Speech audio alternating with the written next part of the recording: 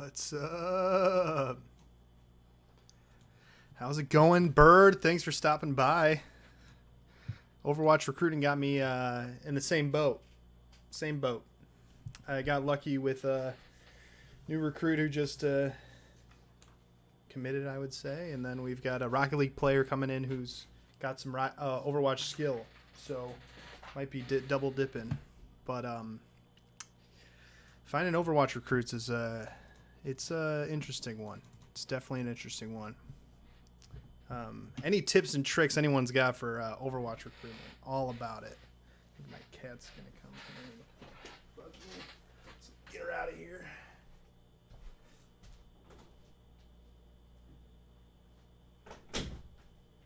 Well. Triton subscription. Oh my gosh, a 3-month streak. Thank you so much, Triton, for that sub. Appreciate you. Hope everything's going well. Your job and keeping water clean, etc., all that good stuff. We're just hanging out here. It's a rainy day in Florida. Just walked back from the gym, hence my water-soaked hair. It's not sweat. It's all rainwater. So that's exciting. It's supposed to rain like all week, unfortunately, or fortunately. I guess it hasn't rained in a while, so I'll take it. Just working. Appreciate it. Same to you. Thank you. It's been good. Florida's been awesome. Florida is awesome. Struggled to come up with a topic for this week a little bit because I kind of try to wait until something spicy happens on Twitter, and not a ton of spicy stuff happened, but there was a tweet this morning from Nate up in Indiana about recruitment, and I thought it would be an interesting topic to just talk about a little bit, get some people to weigh in on some stuff, and we'll kind of learn a little bit amongst ourselves. Full disclosure, I am not the recruiting expert. I would not put myself in that in the pool of phenomenal recruiters. But I have found some success in recruitment.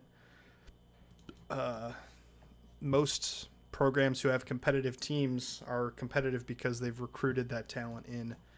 As I've said in the past, and continue to say, is most coaches are not developing talent currently. It's all recruited in. So some of those top programs in the country, they have resources and really good recruiters.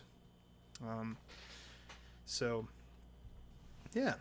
Found a little bit of success and a lot of luck when it comes to recruitment. But I mean, just to start the topic of recruitment, I think it starts with recruitment is all about building relationships. And that's it. Like you can simplify it or say it's a sales pitch. You could say it's a complicated process, but at the end of the day, it's building relationships with students, with parents, with high school coaches, with recruiting platforms like Stay Plugged In. It's all about relationships. And I think certain people are really good at that. And then others like myself are not so good at that. Helen Pause is definitely a topic I need some education on. Same, but here I am. We're gonna talk some different things, talk about some topics that were on Twitter today. General learnings the last 3 years of coaching for me. And then obviously anyone else in chat can chime in with whatever they've learned or want to talk about, etc. Bird says precisely like it's hard to find them, but then building that relationship is hard from kids I don't know and they don't know me. Yeah, absolutely. I've had some crazy stories where I'll talk with a kid once, and after like a month or two of not hearing from them, or I forget to follow up, I just kind of chalk them up as, we lost them, or I failed, dropped the ball, they're not interested, etc. But then day one of the fall semester starts, and I run into this student on campus, and he's like, "I'm ready to play." Those will always give me a chuckle and throw me back a little bit.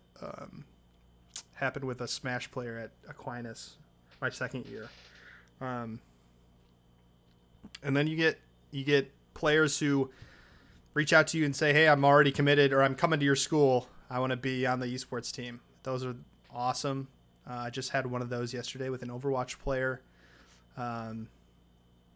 She told her coach she's going to Florida Southern. And then we got connected. We have a call tomorrow and talk through if she wants to pursue esports at the collegiate level. OMG's Pepe says, I am the recruiting goat. I'm glad to hear that. I don't even know who OMG's Pepe is, to be honest. But interesting. And then you got people who take a lot of convincing, a lot of relationship management, a lot of back and forth, a lot of stroking the relationship and the fire that is interest in your school. Takes months and months to get. Other instances, you'll have a student who reaches out to you, or you reach out to them, and then they compete in a scholarship contest and get a full tuition scholarship from the academic side. And then they pretty much are sold, and they show up to campus that fall. That happened at Aquinas as well. Can we discuss the game cooler behind you real quick? Kind of sick, man. Yeah, it is pretty cool, isn't it? Big fan. It's empty, though. Try not to drink a lot of soda, but it looks sweet. I will fill it with something at some point. Not sure what yet. Or maybe I'll just buy game fuel and just have it sitting in there because it looks sick. But it's pretty cool. MJIV223 says, if a coach isn't able to develop players, are they really doing any coaching? Good question. It kind of goes to the question of like, what is a collegiate coach right now, and what's the difference between a coach and a director? Right now, that one person is usually coach and director, and the expectation of them developing talent over 3 to 4 game titles that they probably don't even know how to play, let alone have the time to develop players. We're in a really difficult place when it comes to developing talent. I'd also argue that most of their directors in the space don't know how to develop talent. So I would say, but some of those are really good coaches in a respect of being a mentor, in respect to talking strategy or mitigating conversation amongst their players. So yes, I think there are other aspects of coaching than developing talent per se, but that's worth a long conversation, I would say. For me personally, from Coach Bird, it's hard to draw the line between friend and coach since I'm the same age as most of them, and if not younger than some of them, it's weird sometimes to draw that line. Absolutely, yeah, that's definitely a challenge. As a student, I think it's really difficult, and I think it's also difficult for a first-time director who just graduated undergrad. It's difficult to draw that line. I would say as a student, it's near impossible. I think it'd be very difficult to find a student at a school who could fill that role in a mature way and not kind of gray that line, if you will, blur that line. I think it's difficult, near impossible. Beer. Front row game fuel behind, put what you want. Good idea. Dr. BZRO. For me, I handle all the recruiting in my director role and funnel recruits to my coaches after I've done initial meet and greets. Yeah, I think that's that can be ideal if you have coaches who are responsible enough and you trust with those recruits. I think that's an ideal standpoint. I think at some point in the far future, hopefully it'll be those game coaches are handling all of recruitment, and the director doesn't have to deal with the recruitment side of things. Similar to an athletic director, the athletic director is not recruiting students. It's those coaches who know the game, who know the community, who know what to look for. That would be driving the recruitment. But right now, I think we're in a place where those directors have to drive a lot of that recruitment. And a lot of these coaches, as well as directors, don't know what recruitment means or what that looks like. I was never recruited for traditional athletics. So I'm learning what recruitment is all the time. I'm learning new things all the time. Even today, I was meeting with my athletic director. We were talking about basketball and how they're going about development of the roster and conversations about the difference between truly rebuilding a roster versus filling holes with transfers and going for instant gratification and trying to do that year after year. There's a lot of various aspects of recruitment that if you're not recruited from a college standpoint or have years of experience, it's hard to pick up or hard to even know. MJIV says, I'm looking at schools now and it's weird how many coaches have no idea how Valorant works. I'm about to just not do college Valorant. There's going to be a lot of coaches out there that don't know how Valorant works. But there's going to be coaches out there that do know how Valorant works. There's going to be coaches out there who might not understand what Valorant is, but are willing to put the resources forward to make a team successful or to give the resources needed for a team to be successful. I'll tell you right now, I know very little to nothing about Overwatch, but I can empower people, coaches, alumni, my players to be as competitive of an Overwatch squad as possible. But I think the key in that specific scenario, when we talk about directors and coaching and things like that, coaches or those directors need to realize where their value stops. So what I've seen in the past is directors who will walk into Overwatch practice and start coaching like they're experts in Overwatch. And that's where you lose credibility and the respect to your players.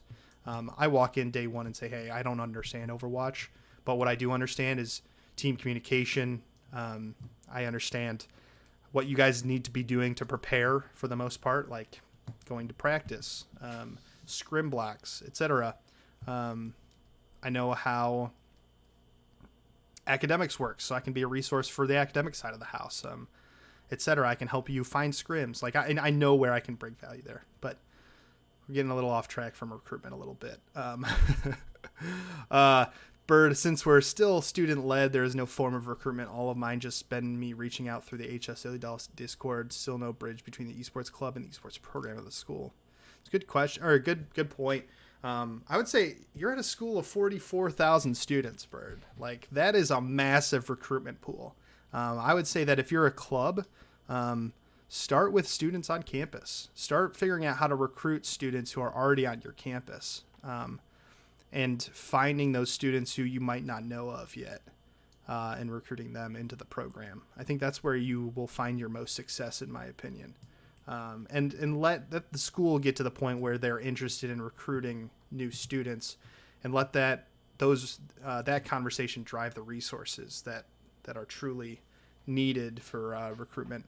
But it doesn't hurt to find students who are interested in your school, who might have applied, might have reached out to the club to find out more, to have those conversations of answering questions, etc. What's up, Garvey? Thanks for stopping by. Dr. BZRO says, such a delicate balance in roster creation. Like our league team, we recruited a large number of freshmen to revamp. Then our Rocket League team looked for an upperclassman to fill a single spot. It is. Yeah, it's a science. Recruitment is a science when you get to that point. I think what was really exciting about my new job is at the last school, most of my recruitment was based on a goal of how many students I could bring in. And it had nothing to do with the competitive side or what we needed as a team. It was just go get students. And I think a lot of programs are in that spot right now.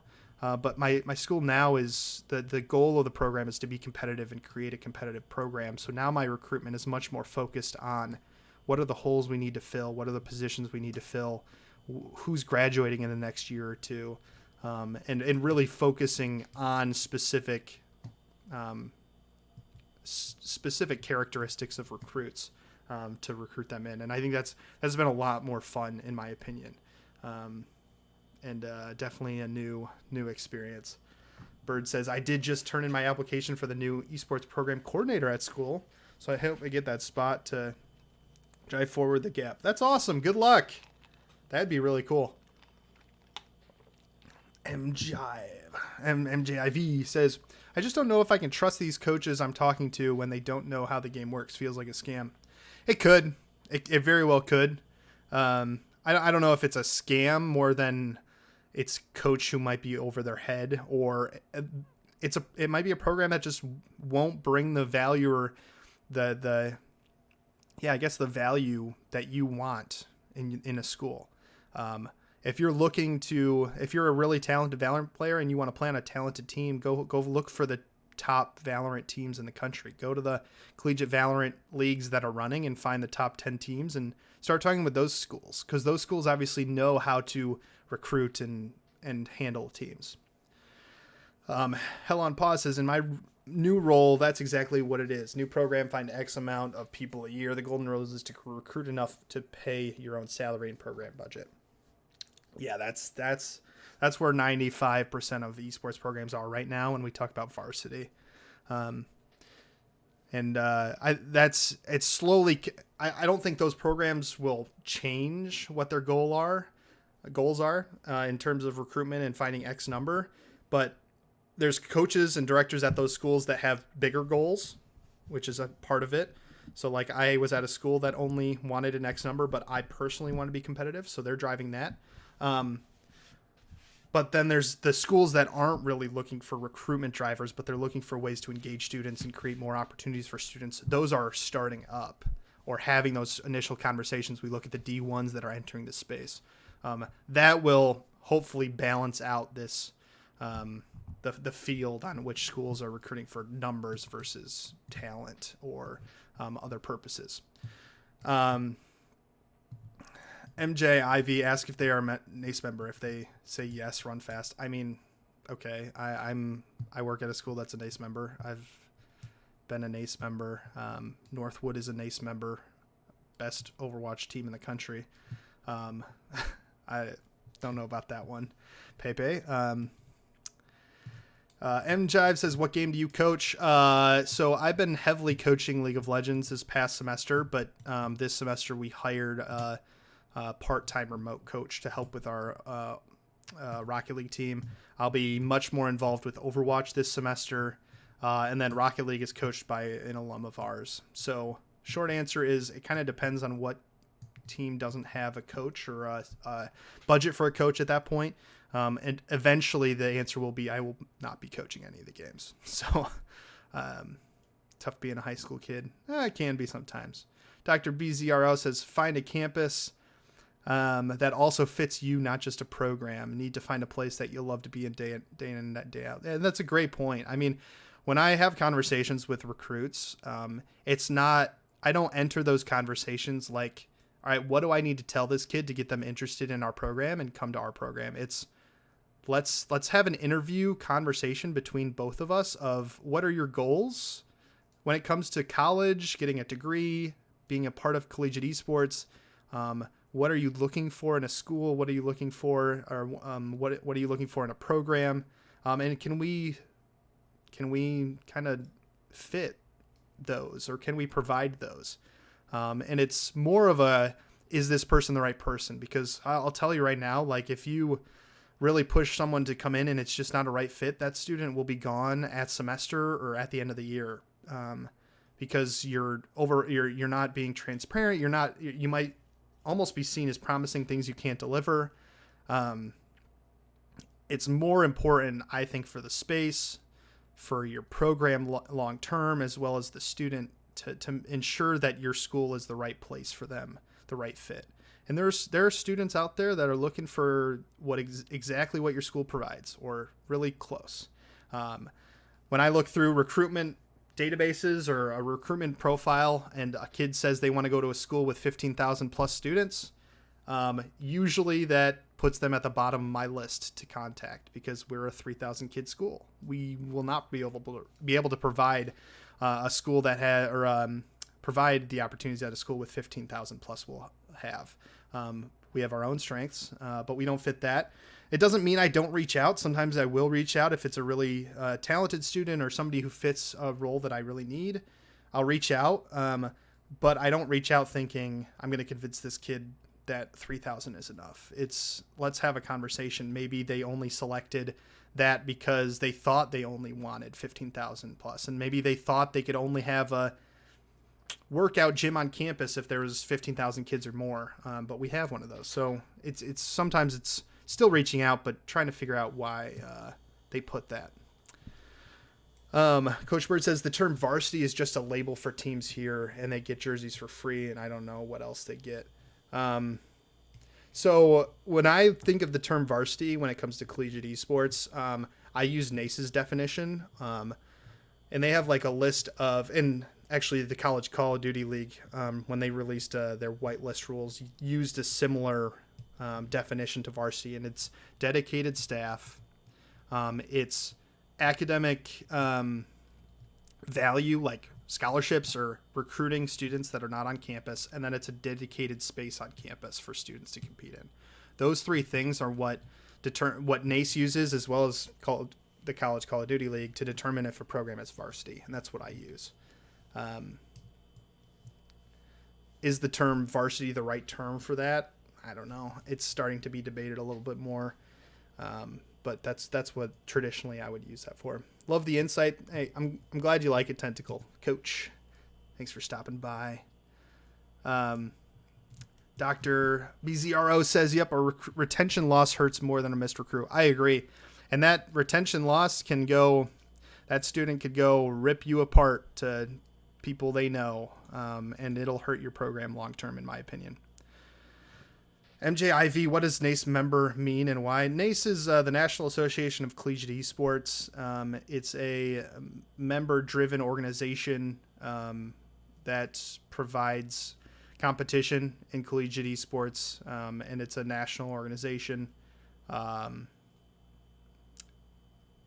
what it is. I could give you more details on that, but it'd probably bore you. But that's what NACE is, and that's what they're talking about. Yeah, so that's that. Yeah, as I was saying, recruitment starts with, at the end of the day, it's relationship, creation, relationship forming, etc. And I think that's really important. I think there are people in the space who look at potential students as just numbers.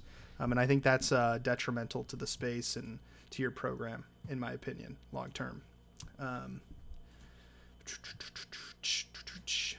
Looking at the Twitter. If anybody has any questions or topics they want to talk about in terms of recruitment, feel free, throw them in chat. Why is that bad from that other chatter said? I'm even more confused now. There are people who don't like NACE. There are some people who don't like NACE for various reasons. And you feel free to ask people around about it. Everyone's got their own opinions. And that's that. We could talk about NACE on a different day. That could be a whole episode. It'd be fun.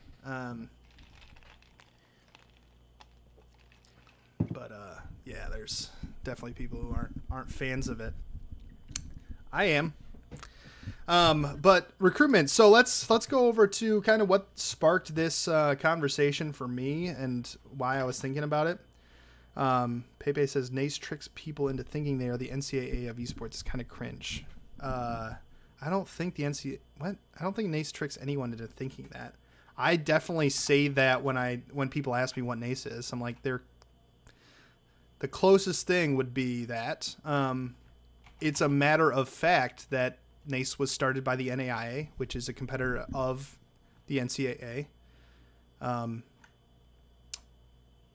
There are very much resemblances of that, of the NCAA, but they're definitely not the same. So, oh,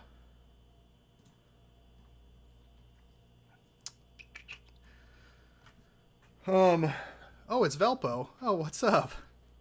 We were almost teammates for the Halo charity event a few weeks ago. That's awesome. Thanks for stopping in. Okay, what should I look for in recruiting, like red flags or things that are super good? Honestly, first of all, it comes down to what you're looking to find. If you're an immortal Valorant player who wants to be super competitive in collegiate, you probably want to find a school that has a highly competitive program. If a school says, "Oh, thanks for the follow, Jaws," if if a school is like not telling you what their team's ranks are, or they're not performing well in a main season and trying to convince you that they have a good team, probably red flag. But I think really it's just ask the questions that would bring you the answers you're seeking, or at least answers to the questions that you have, if that makes sense. I would encourage you to make sure that the school is academically strong and a good place to get a degree in. Even if a school is offering you $10,000-$20,000 a year to do esports, what is the cost of going to that school? Because there are private schools whose tuition is $40,000 a year, and $20,000 off is a good number, but it's still $20,000 a year. And then there are public schools who are not giving any scholarships whose tuition might be cheaper than that. So really look at the cost of attendance, not just the amount of money you're getting for scholarships to esports. I think that's a really important piece of it. Triton says reputation of the established school program is what I would look for. Administrative support. Yeah, absolutely. Look at the reputation of the esports program. Look at the reputation of the coach, or what their players are saying about it.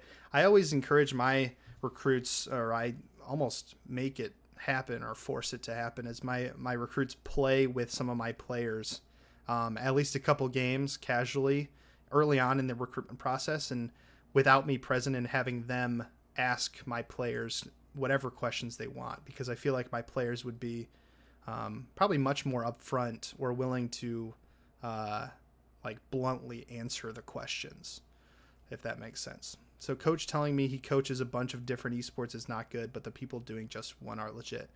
Sometimes it really depends on the program. Like, you got to really, no, you keep asking questions. You're fine. You can answer all the questions. I think there are programs out there that have one full-time coach who can still do a good job. The ones that have paid full-time game coach for every game under them are heavily funded and well supported, and would probably be good schools to look at. But it's not necessarily that they're good or bad. I think it depends on what you're looking for, and what you're hoping to get out of the experience. BZRO says look at their roster too, and what you want from it. I've known kids who've gone for the scholarship but then get buried on the bench for 2.5 years. That's a good point too.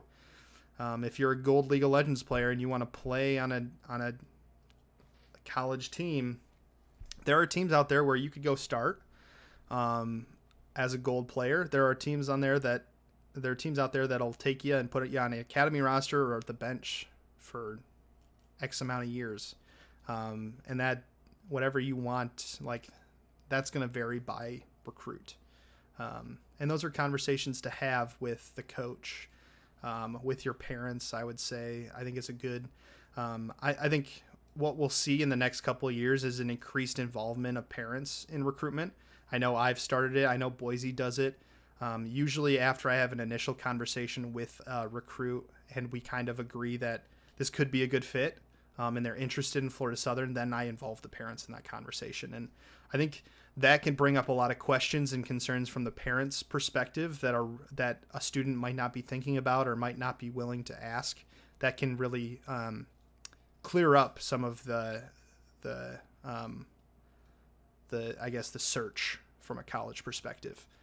They usually talk about finances. They talk about academics. What do we do to support our students academically, etc. And once you get the parents involved and answer their questions, they're much more willing to kind of push their student to keep fill out the FAFSA, fill out the applications, like keep going through that pipeline of getting ready to come to your school. So I think we'll see an increased involvement of parents in the recruitment pipeline from most directors in the next couple of years. I think some of us have already started with that. Chance AU says, what has been some of your... What up, Chew? Chance says, what has been some of your biggest challenges or obstacles when it comes to recruitment? Some challenges and obstacles. I think most of challenges and obstacles in my experience, and for a lot of people in the space, is just identifying recruits and how to connect with them. I think right now we're seeing a massive growth in the college side of things, we're not seeing the same equivalent growth on the high school side. And I think that is the problem what we're all having. We all have, not everybody, but most programs have a number of how many students they're supposed to recruit in. And it's difficult hitting those numbers when we don't know where those students are. Like, I think we can all agree that the gamers are out there, but most high schoolers, and maybe some people would argue this, but most high schoolers have no idea that collegiate esports is a thing and that scholarships for esports is a thing. Most of them do not. And the ones that do are usually often involved in a semi-pro scene, or are in an organized high school league, in some of those states that have that, like Michigan, Illinois, Indiana, Ohio, etc. The students don't market themselves. I think the schools, we haven't marketed ourselves very well. I think, but when a school realizes that and starts doing things to get the word out, to some of those schools that don't have organized play, you start seeing those schools do things that are extremely helpful, in their recruitment efforts. I know my first year at Aquinas, we started hosting local high schools Fortnite competitions in our lab, and we'd have 24 Fortnite players every week. It didn't cost us anything. We opened up our lab once a week. Those high school kids loved it. And out of that free opening up our lab 2 hours a week, we got at least 2 recruits in the first 2 years.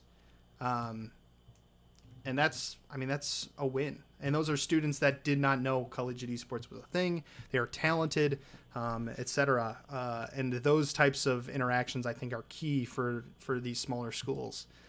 Get those students on campus however you can. Chu says the high school students don't market themselves well. I think that's probably a good point. I think Chu at SLU is in a little bit of a different boat because you're on the higher end of the competition scale, and also the resources that you have available. I think you pull from a much higher competitive level than most schools would pull. So your recruitment is going to be much different. So your recruitment is much more focused on the semi-pro scene, students who have a lot of competitive experience. For about 90 to 95% of programs out there, they're looking for students who haven't been discovered yet, because that's what they can afford.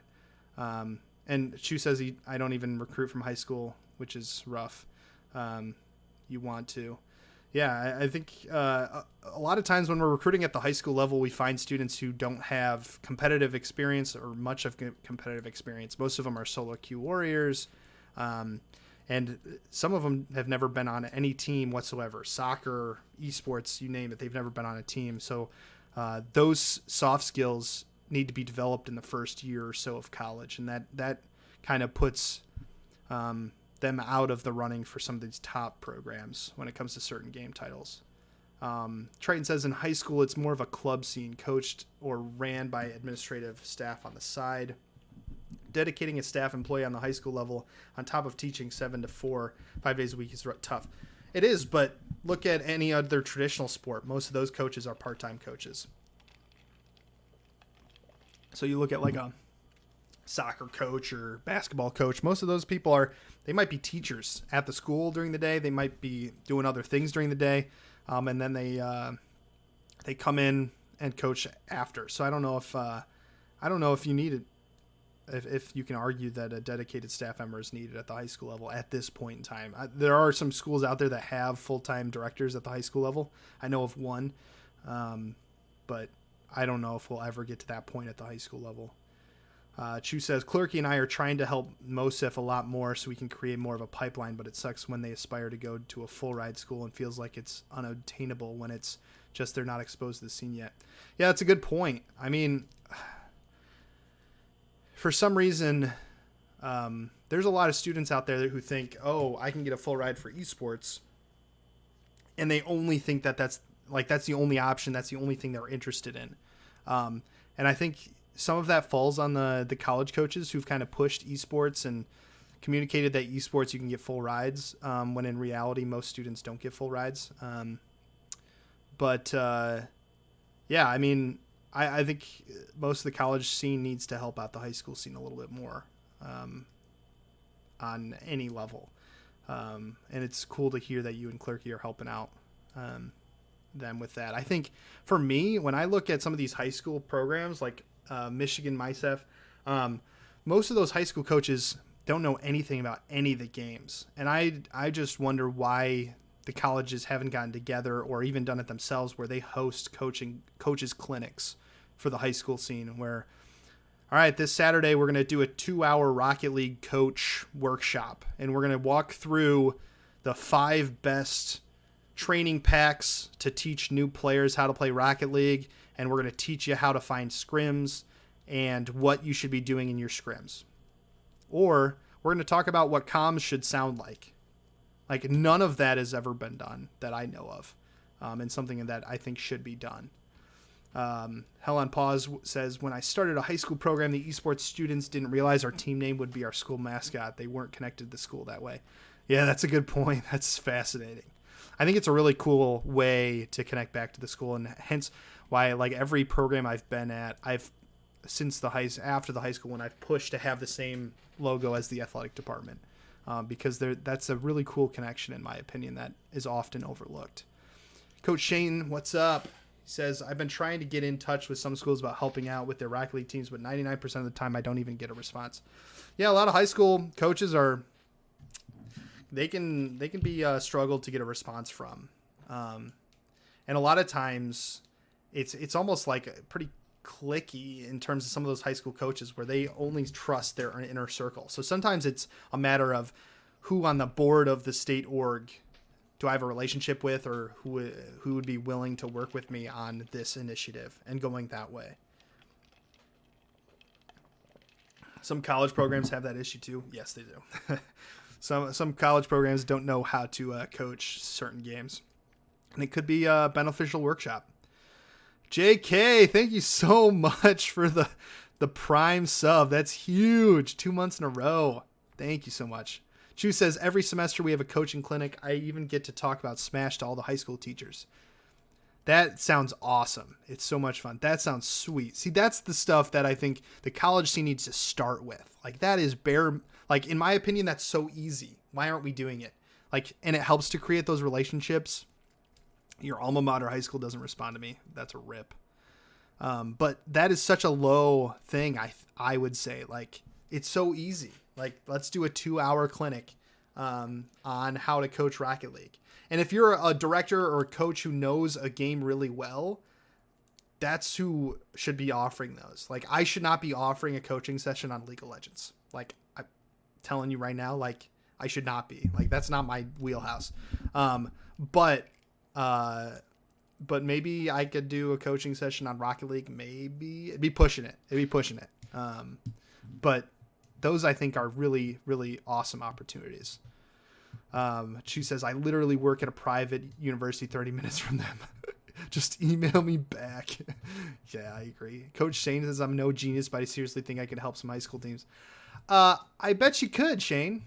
If you can coach a college team, I 100% believe you could help out some high school teams. And like I said, it's just like, we should just do a small clinic, or like offer a series of sessions. And I think those would be super valuable. And I think post-COVID, or even maybe now if you do it safely, but have those clinics in person at Aquinas or at the school you're at, and then offer an online option as well, kind of simultaneously, and have those coaches like actually on the computer playing at Rocket League. I think that could be super valuable. You get those college coaches on the campus, they see the esports lab. And those are some of those types of initiatives where your admissions department or your athletic department might even pay for like lunch for everybody, or a gas stipend for some of the high school coaches that are coming out of a long way, a couple hours or so. I think it's a really good option, in my opinion. Hell on Pause says, definitely look at how traditional sports do their clinics. Bring in an expert. In a past life, I coached high school football, and I was going to clinics and had pro and college position coaches doing sessions. Absolutely. I think that's where we're going to get to eventually. I think at some point, pretty soon, we're going to get to the point where some of these coaches who are really good the pro scene or the college scene are going to start putting on clinics where they'll charge schools to be a part of, and they'll probably be really valuable. I don't know how far down the road it'll be, but I see that coming pretty quickly, especially with like MetaFi being adopted pretty quickly at some big institutions and other online coaching platforms. I think there's going to be a huge opportunity there. Chu says they don't even need to go in-depth coaching for their students, literally just guide them to the right direction. Absolutely. Like most of these high school teams, they don't know anything. Like the coaches usually don't know anything about Rocket League, for example. They'll have new students come in who are like, I was coaching a high school team just last year. I had a freshman come in who I think he might have hit plat before, and that was like the highest he'd ever hit. And I'm champ 1 in Rocket League. Like I'm okay. But through what I've learned at the college level and what I've done in my own thing, I gave him like some training packs to do and some focuses to do during practices. And now he's champ 2 or 3. And that's been a year and a half.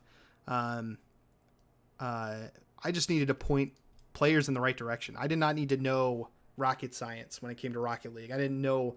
And it's also like my first practice started with a YouTube video about rotation.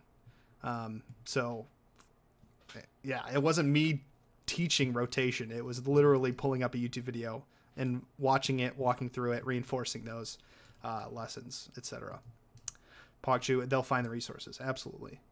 Coach Shane, is there any rules against me hosting one myself that's open to any high school students? Not currently. 100% remote? No, there's no rules against that. From some of the sentiment today, it sounds like on Twitter, at least, that some of the high school coaches should probably be made aware that it's an option, and including some of those high school coaches in that conversation of like, hey, if you have any players who might be interested, I think there's no rules against that at this point. Hell on Pause says could be a decent side hustle for part-time specific game coaches. I agree. I don't know if we're at the point yet where schools are willing to pay for clinics, but there are probably a select few that would. I think we're going to be approaching that fairly quickly. I think if there was a good Rocket League coach putting on a clinic on how to coach Rocket League, I could probably convince my boss to pay for that for me and then maybe whoever's helping out the team pretty easily. But I don't know if other programs would be in that boat yet. JK says a lot of those high school students just need direction. Yeah, absolutely. So echoing what Chu said there. So like sometimes those high school kids, they're putting in the hours, they're putting in the work. They just don't know what to look for or what they need to improve on, how to look at the game properly. Sometimes it just does take that little bit of direction. Chu says, I always tell every high school coach to look up the amateur circuit for their student games and encourage their students to branch out of their high school teams if they want to take it seriously. Absolutely. Especially for the students on the cusp of doing super well and getting big scholarships. 100%. That high school player I was coaching, I pushed him towards something. I don't know if I pushed him. Maybe he pushed him. But he ended up in the minor league Esports league, one of the lower divisions. And that just skyrocketed his rank, his knowledge of the game. It skyrocketed his confidence and his potential. Like, it just blew up. Like, it was crazy. It's crazy. So, yeah, I agree. I mean, it's similar to an extent, it's similar to, like, travel or select soccer, travel, baseball. It's like, yeah, you can go play at your high school team. You might get pretty good, but to get to the next level or to like bring your skills to the next level, sometimes you need that additional experience outside of that high school team. I got my coach from the MLE. There you go. I think this player is playing in one of the lower divisions of MLE. Chu says, same with people playing Smash. They go to locals and they become so much better. Oh, absolutely. The amount of students who will show up to like a Smash tournament or a Smash tryout we have, and like, what's your experience? Well, I always beat my friends, so I think I'm pretty good. They get rocked. Usually get rocked. Sorry. You gotta like get involved in the local circuit, because if I know a student who's trying out I go to Smash Weeklies. I don't finish super great. I instantly know like they're probably pretty decent. compared to the rest of the talent at the college level, to be honest. Chance AU, do you have a limited amount of scholarship you can award per year? What should that amount look like for private schools versus state schools? Great question. It varies by institution. And it varies based on which department you're under, what the goals are for the program, and what the school is willing to do. So at a previous school, I basically had a discount rate percent of how much total scholarship a kid could get on average in my program. And that included academic and esports together. And that average needed to average out amongst all my kids. So I could have kids on a lot of scholarship, but then I had to have kids on the equal amount of less scholarship than that average to equal out. And that was not limited in how many dollars I could give out. Now where I'm at, I basically have a pot of money of, all right, we're budgeting this much money and you can play with it however you want. And that is what I get to work with now. And that number is based on, it's a set scholarship amount times the amount of starting positions. And that's the pot of money. So that's what I get to play with at the school I'm at now.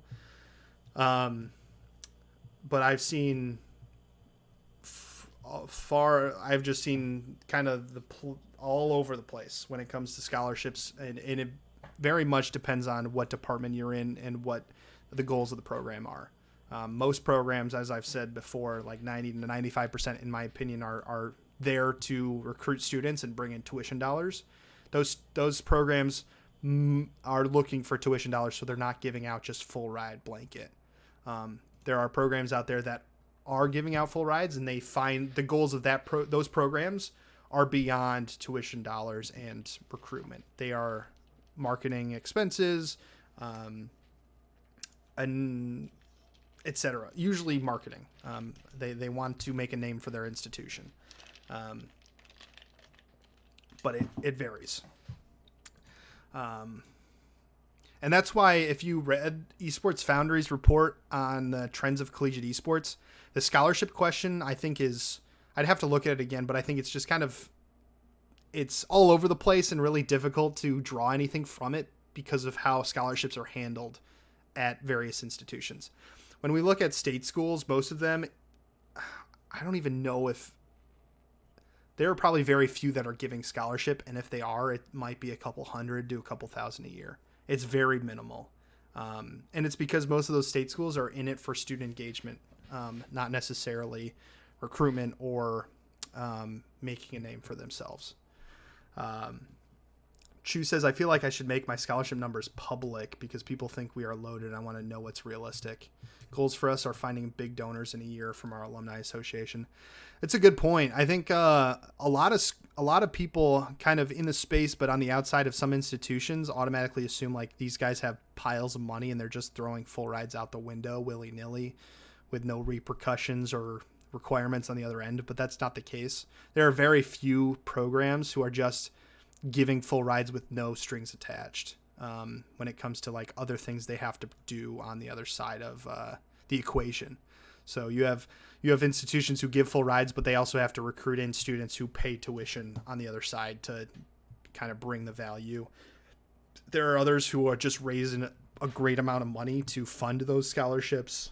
And then there are schools when they recruit, they leverage federal and state aid in their recruitment process, and using that federal and state aid money and seeing who would qualify can get students to pay practically nothing.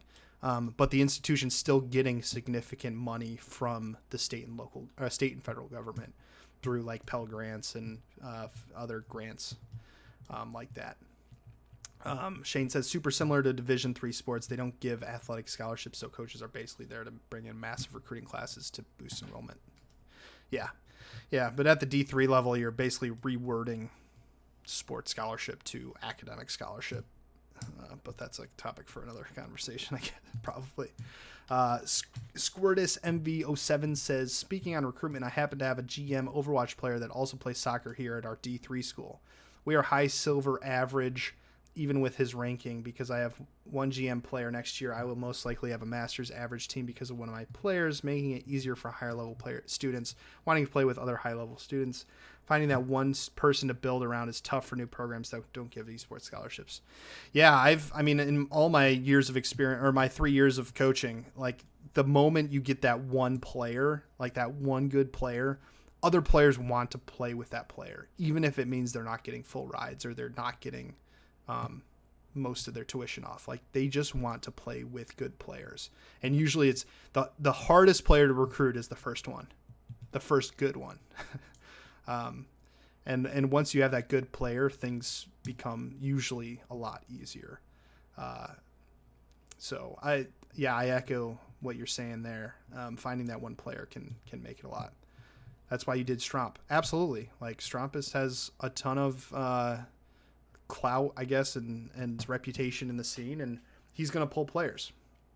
You look at most of the big successful programs in the space who don't have just like 6 full rides to give. Most of them like started with one good signing or one good player, and then they build around that player. So it's that can't be. It's a difficult sell to administration though. Like the idea of like, hey, can I get one full ride for each game title just to go get that one player, and then others will come. That's a really difficult sell because they don't understand the space, and that's a significant investment a school would be making over the next 4 years. So I can't yet state school regional campus, but tuition is $8,000 a year. That's huge. Like $8,000 a year. When you're in your recruitment sessions and talking with students who might be looking at other institutions, just lay out the cost. Like, oh, you got a scholarship offer from blankety blank school down the street. Let's walk through what that actually means for you. Like, and sometimes I'll go through like the numbers like, hey, I found the tuition of that school on my website. You said you got offered this amount in scholarships. That would mean you're paying $20,000 a year.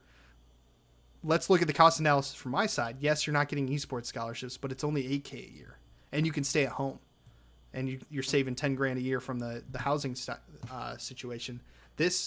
Our school's cheaper, so I think the $8,000 a year is going to be a huge selling point especially for students in your region. I think that's going to be huge. Chu says, or you could be CC and lose one player, and then everyone leaves right after it. That is the other side of things. You could lose one player, and that player pulled, is what we would call it. They pulled. Their chill pull ratio was out of this world, and when they leave, everyone else might leave. It's a good point. Hopefully, I haven't seen that happen ever. I think that might be the first time I've seen a full roster leave like that. There might have been a situation or two before that, but that's very rare. I wish I knew more about the CC situation, because I bet you could point to, most programs don't implode like that. Yeah. I think you could point to something that they've done, whether it's misaligned expectations or the type of student they recruited in. There's something they did along the road that set up that situation to happen. I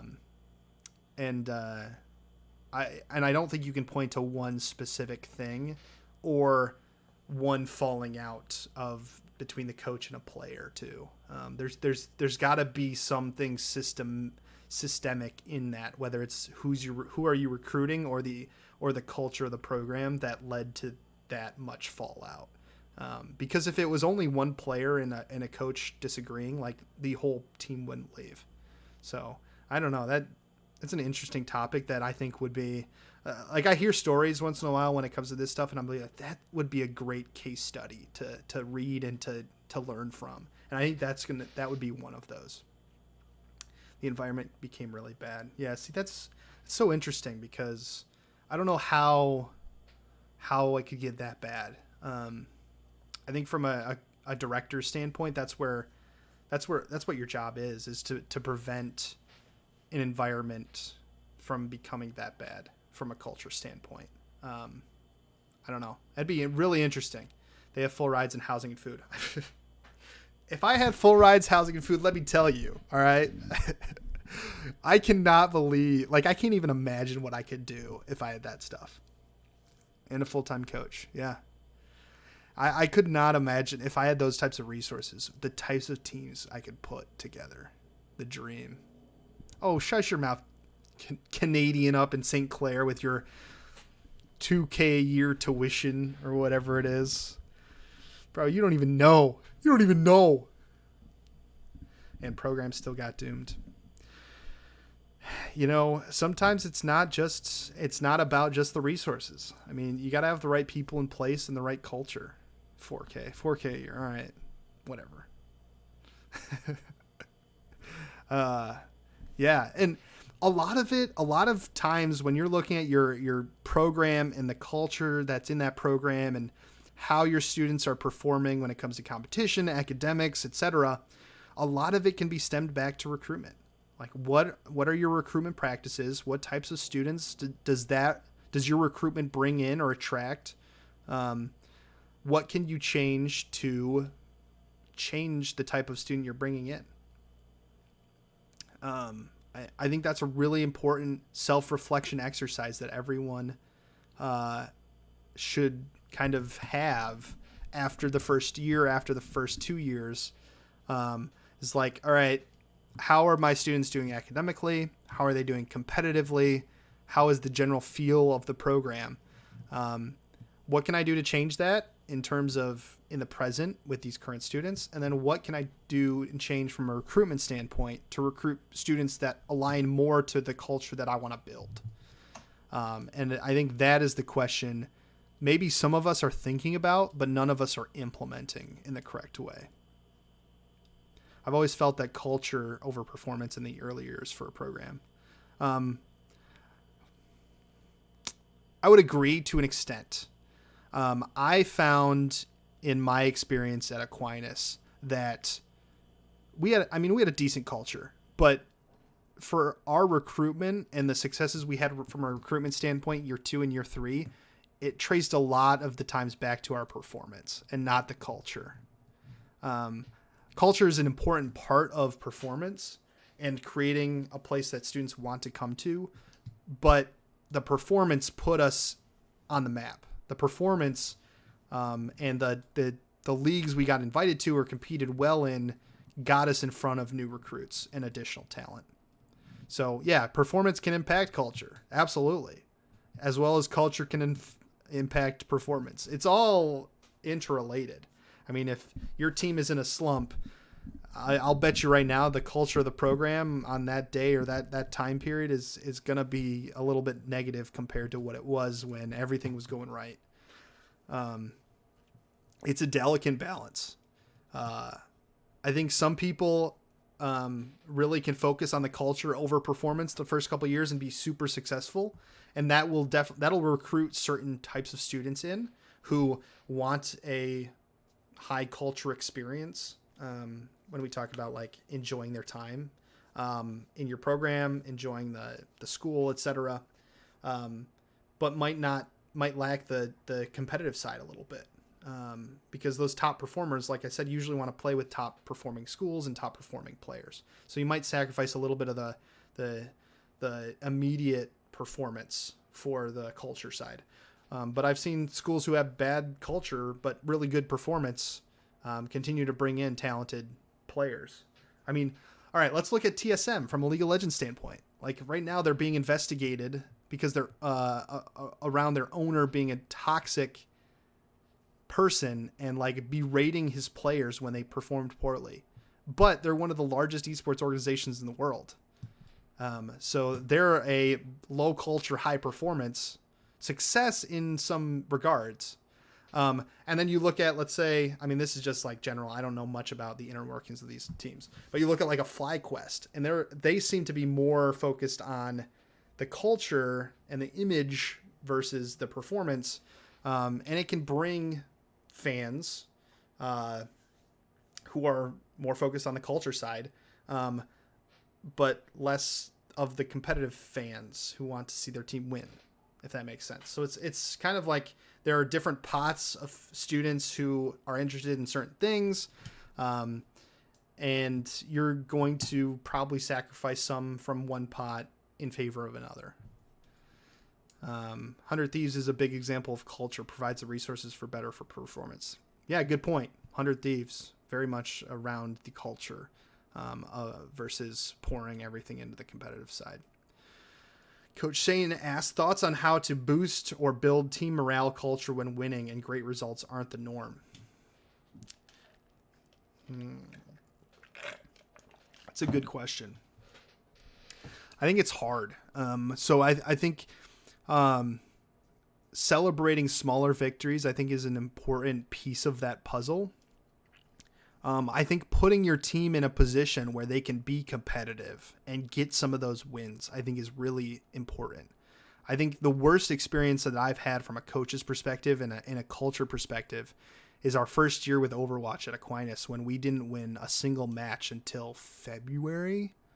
And that, I mean, we were struggling from a team perspective, recruitment perspective. Like, it was rough. Overwatch has been a rough title for me. But it's really difficult to build team morale and culture when your team is losing every week. So I would suggest look at other leagues. If your team is not performing in a league, I kind of am in the boat that, like, it might be worth pulling a team from a competition if they're getting rocked every week, because and focus on team development, doing scrims instead, or find a league that you'll finish middle of the pack or better. There are leagues out there. There are more conferences popping up, more leagues popping up that you could find, recreational leagues. I know GG Leagues does some rec stuff that we've done. We've participated in. Those can be really good opportunities. But it's really difficult to build good team morale and a culture if your team is constantly losing. Building good routines and habits in the day-to-day, do stuff outside the team to work on teamwork, communication. I agree with you. There are small things you could do. And maybe we're talking about teams who might finish middle of the pack and you're not finishing top. I think those could be some really good things. I mean, when I see that question, I just instantly go to my team that didn't win for like 6 months and, like, what could I have done better? And I think, it's just difficult. It's really difficult. I think the coach has a lot of ability to, and as well as the director, to establish some of that culture of, like, hey, we might not win this week, but we're going to get better, and we're going to build, and we're going to get better and better, and we're going to beat this team at some point.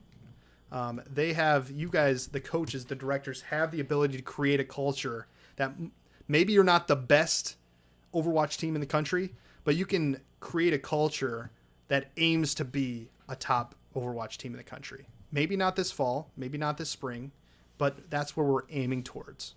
And I think that goes to your day-to-day routines, goes to kind of having a goal. I mean, you look at a lot of college football teams, they have like sayings on a wall, or they have like Notre Dame slaps the play like a champion today or whatever every time they go out. That's all culture. Even when Notre Dame is getting stomped and having a bad year, they still have that there. It's all a part of a culture. It doesn't necessarily change if the team is not getting the results they expect, or aren't always great results. Shane says, I've been trying to archive replays and old clips so that my players have something tangible to track improvement, hoping it helps with motivation, confidence. That could be a really good kind of fun team thing to go back and kind of look at, and old VODs, your team's playing a team, and looking back and seeing how much you've improved. I think it's really cool when a team loses to one team in one season and then the next season they beat that team. I think that's a really cool, tangible way of seeing that progress. Maybe scrimming a team you scrimmed earlier on in the season, I think can be a really cool experience. It could be a bad one that maybe you've slipped a little bit.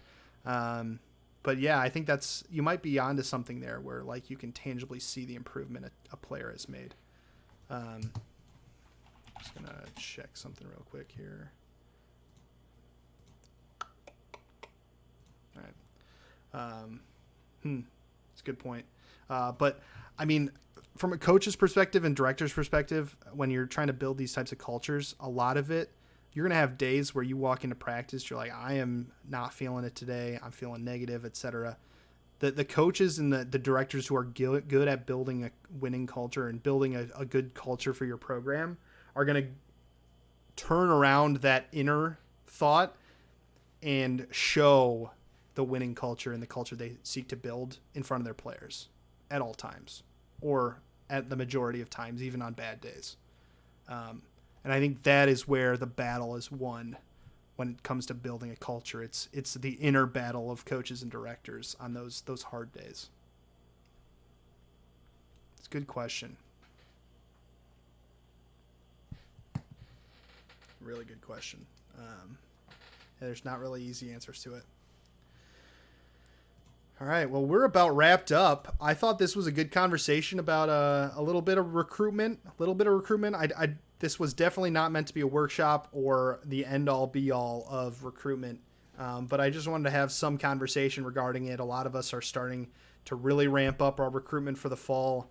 Kind of the peak recruitment season for a lot of programs kind of just starts in the next couple of weeks, and then we just sprint all the way to August. So arm yourselves. Get some good information. If you have any questions or want some advice on anything, feel free to reach out. Always willing to answer questions. But this is, we're about to go into the battle of recruitment. Thanks, JK, for stopping by. Thanks, everybody. Thanks, JK, for the Prime sub. Thanks, everybody, for stopping by. I really appreciate you guys stopping out again. Always willing to chat. Always willing to have a conversation. These are a ton of fun. But until next time, have a great rest of the week. When's our CLOL tier list? Dude, if I want to get myself canceled, I will come out with a tier list. But until then, there will not be a CLOL tier list. Maybe for fun, I'll do like a tier list of teams or something. I don't know. I don't know if I could do players. I'd hurt people's feelings. But thanks, everybody. Again, you guys have been awesome. Have a good rest of the week. Good luck if you've got matches this week. I know my League of Legends Academy team has a match tonight, so I got to go prep for that. But I will talk to you all next week. Thank you. Peace.